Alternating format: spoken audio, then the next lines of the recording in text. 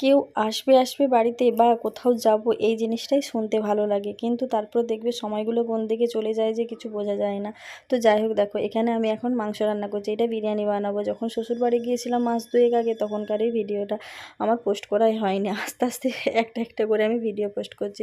তো মাংসটা এখানে হয়ে গেছে, আর এদিকে আমি ভাতটা করব বলে কত বড় হাঁড়ি বসেছি। আমার বাবারে মিমিকে, মানে আমার মেয়েকে বলছি, মিমি কত বড় হাঁড়ি বসেছি দেখ। বলছে মা তুমি নামাতে পারবে? আমি বললাম না না, নামাতে তো আমি পারবো না, তো জেম্মা নামাবে। তো যাই হোক, এদিকে সমস্ত কিছু আমার রেডি হয়ে গেছে, ভাতটা জাস্ট হয়ে গেলেই এটাকে দমে বসিয়ে দেবো। তো এখানে দেখো আমি দমে বসিয়ে দিয়েছিলাম, তারপরে নামিয়ে নিচ্ছি। এবার খালি খাবার পালার। যখন ঢাকনাটা খুলছি, এত সুন্দর সেন্ট উঠেছিল না যে বলে না।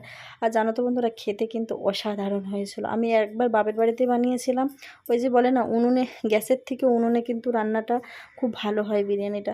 তো যাই হোক, তারপরে আবার কলা পাতা পেতে সবাই মিলে খুব মজা করে খেয়ে নিয়েছিলাম।